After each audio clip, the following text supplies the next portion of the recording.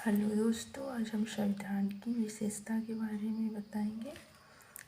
जैसा कि आप लोग जानते हैं कि इस चैप्टर से भी बहुत क्वेश्चन पूछे जाते हैं और यहाँ से आपका डाउट थोड़ा क्लियर रहेगा तो और चैप्टर समझने में आसानी रहेगी।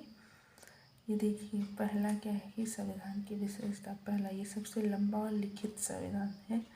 ये आपसे यहाँ से क्वेश्चन पूछे जाते हैं कि विश्व का सबसे लंबा और लिखित संविधान कौन सा है, तो भारत का है। अमेरिका का भी लिखित संविधान है, लेकिन भारत का सबसे लंबा संविधान है। और ब्रिटेन का जो है अलिखित संविधान है। और यहाँ से अब दूसरा क्वेश्चन क्या है कि ये आंतरिक या बाह्य, यहाँ से पूछा जाता है।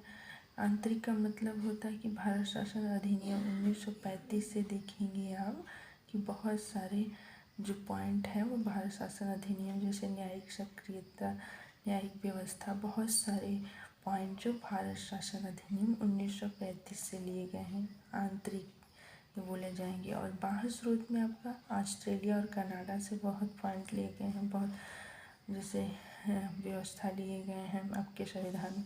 फिर नम्यता, ये अनम्यता का मिश्र जो है, ये आपका नम्यता मतलब लचीला से हो गया और अनम्यता मतलब कठोर से हो गया। लचीला मतलब कि जैसे उसके नियम में, संविधान के नियम में आसानी से परिवर्तन हो, ये नम्यता है। जैसे इस 2/3 संसद के 2/3 सदस्य द्वारा इसको हम कुछ नियम को चेंज कर सकते हैं। कुछ नियम है जिसमें 2/3 सदस्य प्लस आधे से अधिक राज्य का बहुमत चाहिए होता है।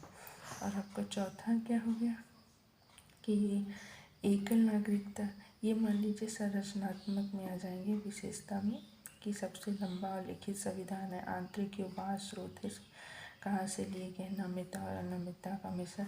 और ये आपको मिलेंगे चैप्टर वाइज में। एकल नागरिकता, ये भी क्वेश्चन पूछे जाते हैं। एकल नागरिकता कहाँ से लिया गया है, तो ब्रिटेन से लिया गया। और भारत में एकल नागरिकता, वहीं अमेरिका में दोहरी नागरिकता है, स्टेट पर और आपका सेंट्रल पे।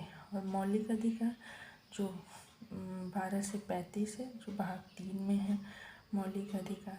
और राज्य की नीति निर्देशक तत्व जो है आपके आयरलैंड से लिए गए हैं। इसमें क्या होता है कि संसद जो भी, या राज्य या सेंट्रल स्टेट पे जो भी आपके कोई भी नियम बनेंगे तो मतलब कि जो है लोगों को ध्यान में रखकर बनाए जाएंगे कि लोगों के हित में है कि नहीं।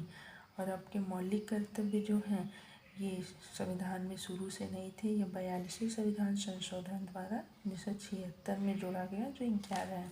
और सार्वभौम मताधिकार, ये जो कि पहले 21 वर्ष थे, जो 61वें संविधान संशोधन द्वारा 18 वर्ष कर दिए गए। स्वतंत्र और निष्पक्ष न्यायपालिका का मतलब है यहाँ पर, जो कि अमेरिका से लिया गया है। यहाँ भी क्वेश्चन पूछे जाते हैं कहाँ से लिया गया, अमेरिका से।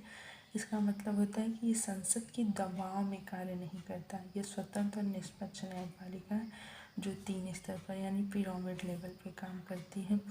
पिरामिड जैसे supreme court, high court, district court. और आपका त्रिस्तरीय शासन व्यवस्था, यहाँ भी पूछा जाता है कि त्रिस्तरीय शासन व्यवस्था कहाँ का है, जो कि बस भारत का है। जो दुनिया का एकमात्र त्रिस्तरीय शासन व्यवस्था है, जो केंद्र और राज्य और स्थानीय लेवल पर भी कार्य करता है। जो नगर परिषद 74वें और 73वें अनुच्छेद के तहत। और पंथ निरपेक्षता, धर्म निरपेक्षता। पंथ निरपेक्षता जो होता है ये भी 42वें संविधान संशोधन द्वारा 1976 में जोड़ा गया कि पंथ निरपेक्षता का मतलब हो गया है कि किसी राज्य का अपना धर्म नहीं होगा, सब व्यक्ति अपना अपना धर्म मानेंगे। और इसको हम ज़्यादातर पंथ निरपेक्षता ही यूज करते हैं। जब दोनों आए तब पर भी इस पर टिक मारते हैं। कहीं कहीं धर्म निरपेक्षता भी आता है। आप देख रहे हैं कि आपके संविधान की विशेषता 12 पॉइंट में क्लियर है। आइए और इसके सब मौलिक अधिकार, राज्य के नीति निर्देशक तक जिसके बारे में पढ़ेंगे। दोस्तों, आप लोगों को अच्छा लगे तो लाइक और शेयर करिए।